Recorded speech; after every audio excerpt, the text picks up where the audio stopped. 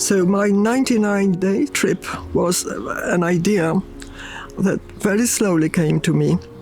And the reason was that I always wanted to travel at some stage in my life. Both my parents were what I call a global people.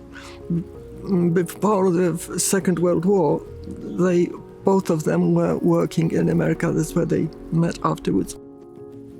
So their talks and their stories about their trips were to me fantastic. As a child, I just thought maybe one day. Then something else has happened. I was at school and I had a friend who was an archaeologist. And one summer she said to me, why don't I take you? Why don't we walk around the countryside in the middle of Poland from village to village? And I thought, marvelous, why don't we do that? Every village was so amazing because in every village there were different crafts being created.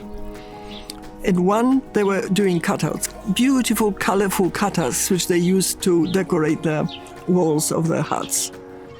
In another one, they would do pottery. In another one, they would do woodwork, cutting out and creating objects in wood.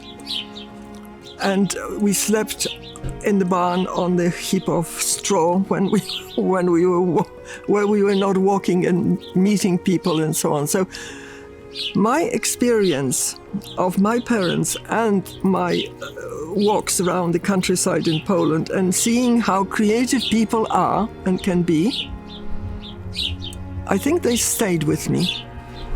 Second thing was that in the 60s, there was a group of people who decided to organize open studios.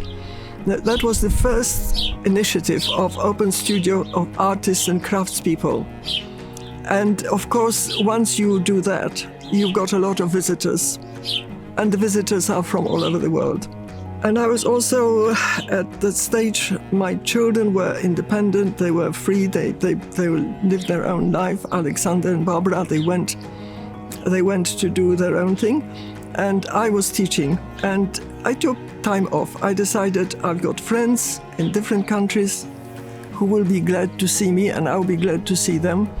And so I bought myself a ticket for 99 days and started with Karachi when I had lovely friends, Ahmad family, Ijaz and Joe. And that meant that they introduced me to Karachi and Pakistan, which of course is completely different from the other countries. The second country was Bangkok, Thailand, where I had a very lovely girl who used to be Alexander's girlfriend, Rowena Dodd. After that, I went to Bali, to Indonesia, where I actually didn't know anybody, but I stayed in a bed and breakfast run by a family. I could watch them, I could see what the tradition was, what the customs were, or the children, what they were doing, and so on, so on. And that was fantastic. After that, I went to Australia, to Sydney, where I had the Chesterman family, wonderful, wonderful family with very talented musical children who performed in Oxford as a group. Absolutely lovely people. And a friend of mine who was a printmaker. She was living in the outback, Deborah Parrow. And so she showed me the different part of Australia. And from there I went to Hawaii, where I didn't know anybody, but it didn't matter because I just got public transport and went sightseeing and got off the bus and looked at things and then got back on the bus and so on. And San Francisco was completely different and not as exciting because I've been there before, but there were things that imprinted themselves on my mind. I wanted to experience the culture in which they live, the landscape in which they live, the way of life, and I felt incredibly privileged to be able to do that. What amazed me about that country was kind of grayness of it. It didn't have the color. I'm very sensitive to color, and it didn't have the nature, such rich nature.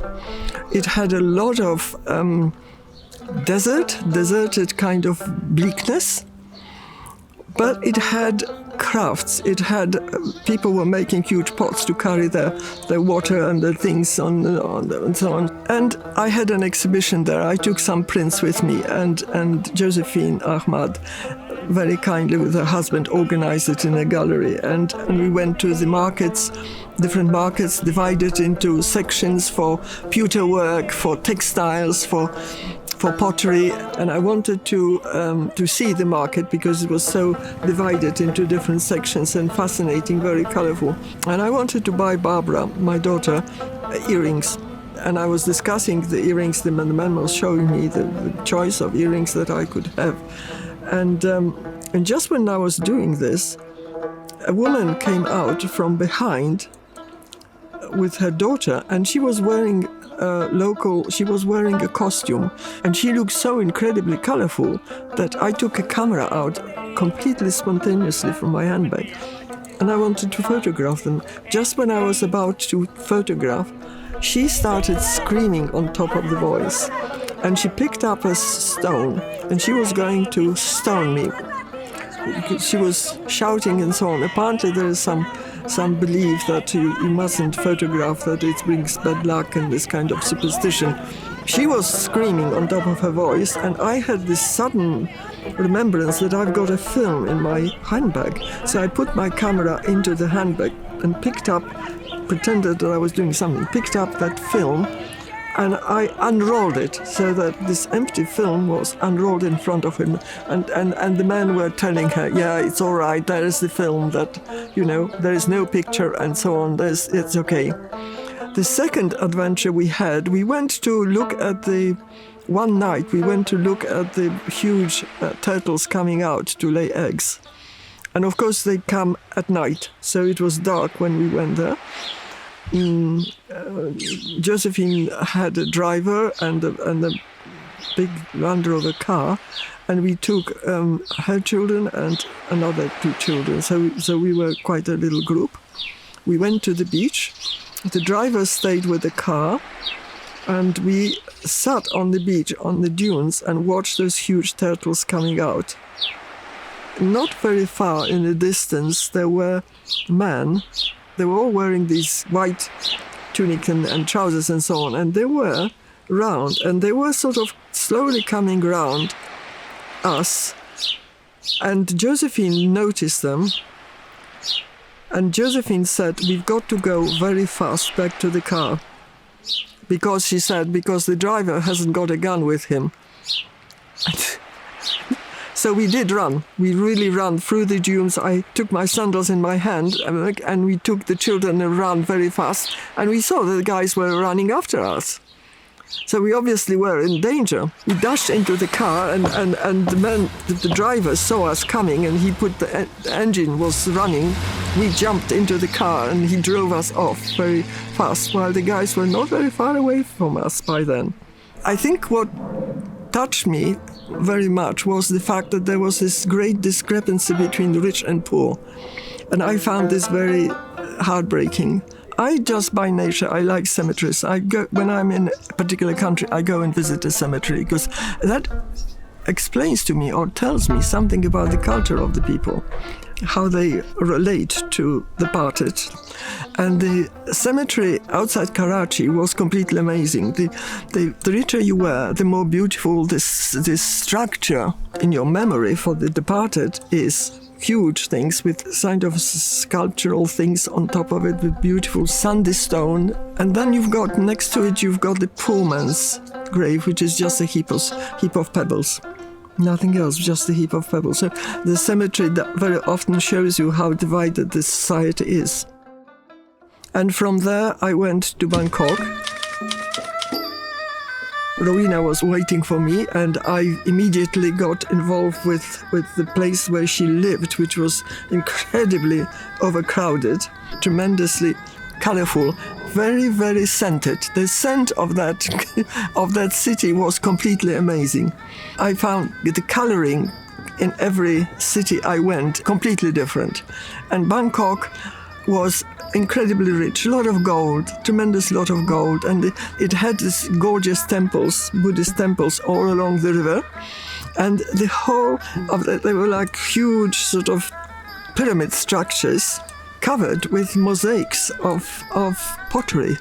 So they were all glistening in the sun, in the light, and that was completely amazing. And then, of course, you also had, the river was incredibly busy because they had women and boats had the food that they were selling, produce that they were selling, so there were markets on the boats, so the boats were meeting, and also tiny little shrines.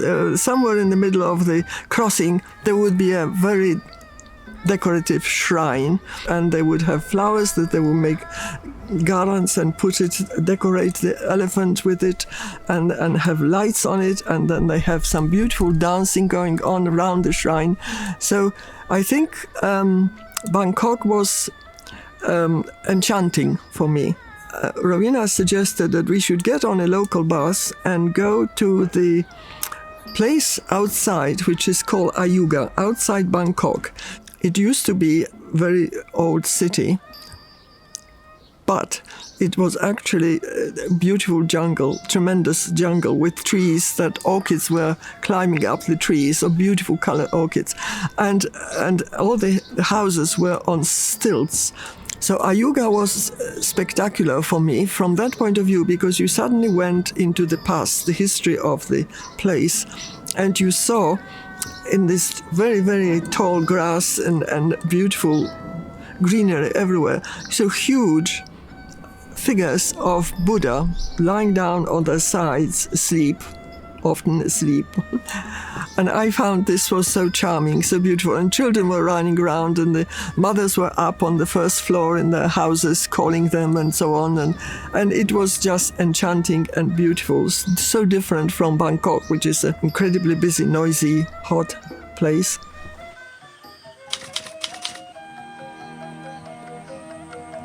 When I was a child at school, we had an amazing teacher who one day brought a handkerchief.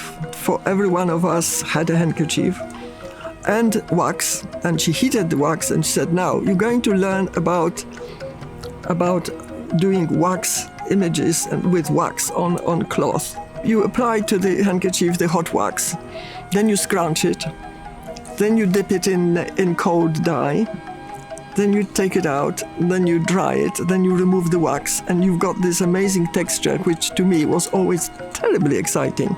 I thought, right, I'm going to go and see, because it's one of the traditional crafts in Bali, in Indonesia, is batik fabrics. And I was astonished how they were doing it completely differently from what I was doing. Yards and yards of fabrics decorated with a pattern, which was applied in a different way and so on.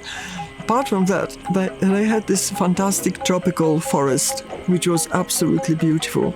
And I think also the costumes, the people's costumes, the dresses and the things they were, and their enormous dedication to their departed family members. They don't bury them in cemeteries, they bury them behind the house where they live, so that they are constantly in touch, so to speak, with the departed members of the family, which I found incredibly touching and quite wonderful. Bali, apart from the fact that they had shrines, little shrines everywhere, even in the households, each household had their own little shrine, which consisted of a bit of rice on it and some flowers on it, with some nice clean cloth decorating it and a little roof over it. And every day they change it, they make a new one. So every morning when you get up, you walk outside your room and there is this shrine standing there, completely renewed, every day renewed, which is very touching and very beautiful and humbling to see it, that these people who are not very rich, that they are so involved with the spiritual side of life.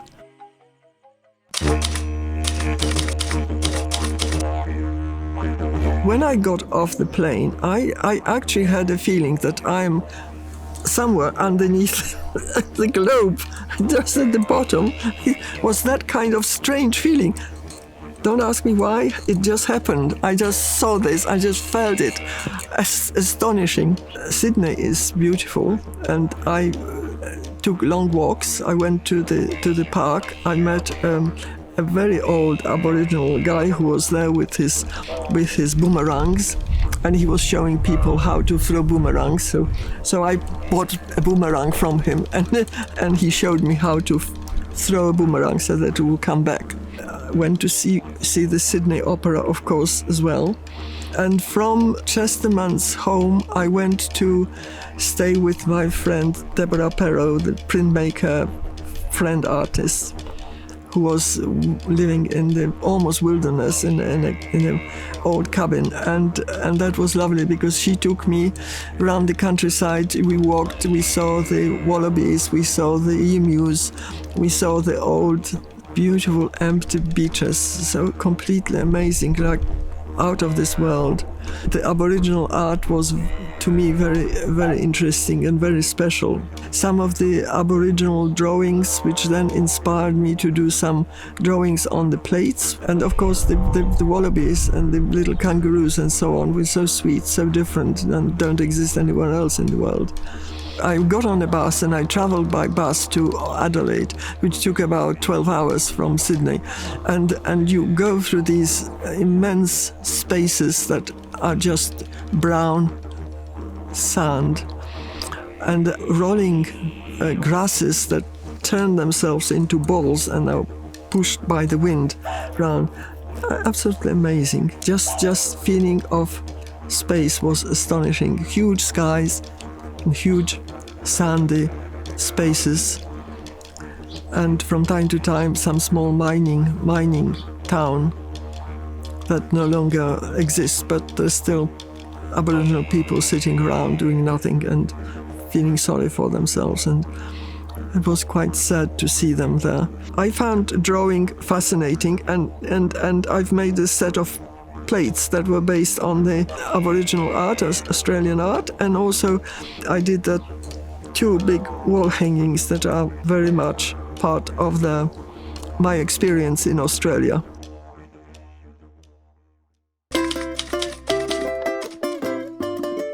I just got in the morning onto the bus, local bus, and just went traveling around that island, hopping on and off when I saw something interesting, the plantations of pineapples.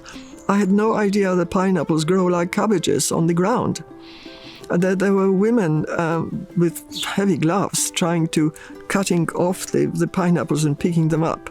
Also, there were some lovely temples which were created by the Japanese people. And I think above everything else, the landscape, the sea, and the sunsets are completely unbelievable. I don't think that I've seen sunsets like this anywhere else in the world. It was completely most beautiful feelings of perfection. The sun setting, this beautiful red sun setting into the sea, and the whole sea becomes red. I've seen some arts which are based on using the bark of the trees that they hammer and make patterns with. I actually stopped somewhere on the way on my trip around the island. I went into the forest, the beautiful tropical forest, and came across a small settlement and the house that I thought was kind of open house for the people to visit. So I walked in, and there were women sitting at the table, and they were all working on making or repairing or creating a chieftain cape costume, a huge cape, which Hawaiian people use the feathers of the birds. They have most amazing tropical birds there, and they use the feathers, colorful feathers, and they impose them, stick them onto the capes of the costumes of the chieftains. Very beautiful. They invited me to sit down, and I asked them questions about the things, and they said that there is one island that is very much still used and lived by Hawaiian people who speak Hawaiian language, so that is not completely lost, which of course makes you feel very happy that it's not completely eliminated by the tourism, which is so overwhelming in Hawaii, so overwhelming. The trip around Hawaii was, for me, enlightening from the point of view that I see what the people are making, that they are still trying to maintain their own individuality, independence, mental and kind of spiritual independence from this overwhelming tourist invasion.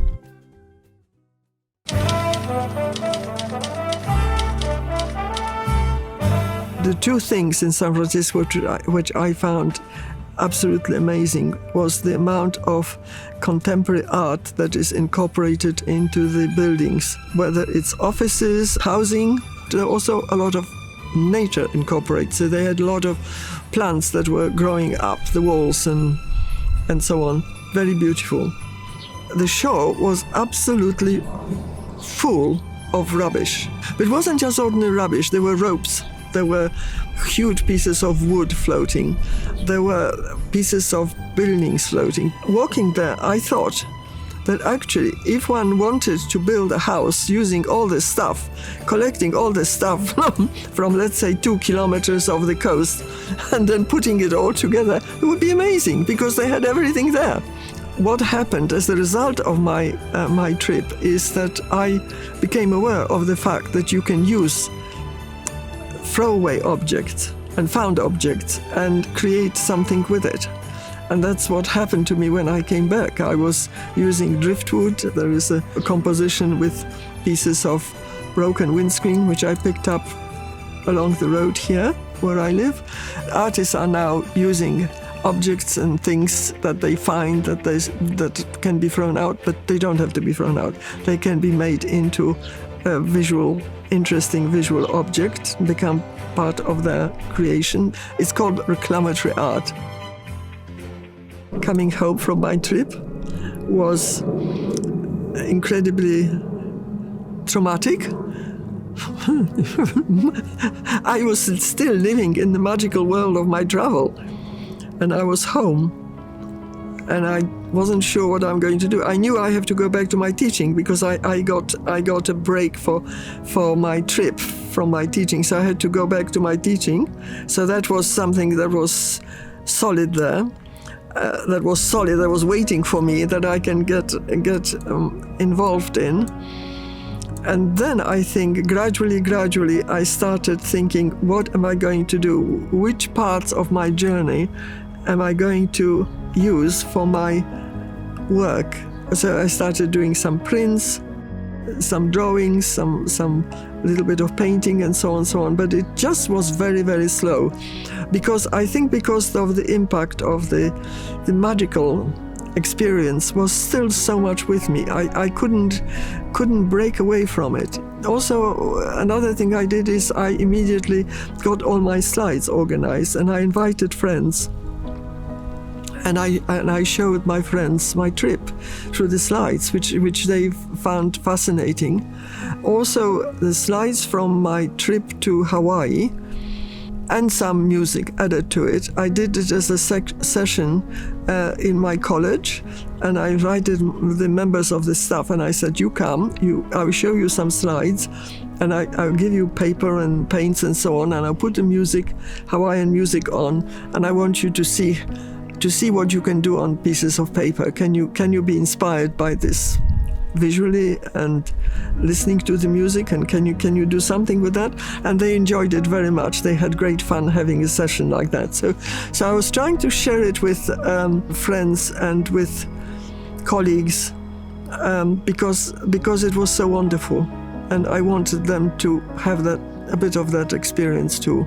I think that possibly the most important feeling I had at the end, how precious and wonderful the world in which we live is, and how we have to take care of it. I think that feeling of preciousness and wanting to make sure that it exists, so that all those people I met who have wonderful life in their own, that it will stay like that. That I think that feeling of, are we in danger? Is that one day going to all collapse? Is it going to all change? Or can we save it? I think that probably was my biggest feeling about at the end of it. I wanted to stay there. I wanted to be there. I wanted to survive and grow in its beauty and mystical quality of it. Fantastic, wonderful, absolutely amazing privilege that I felt, tremendous privilege.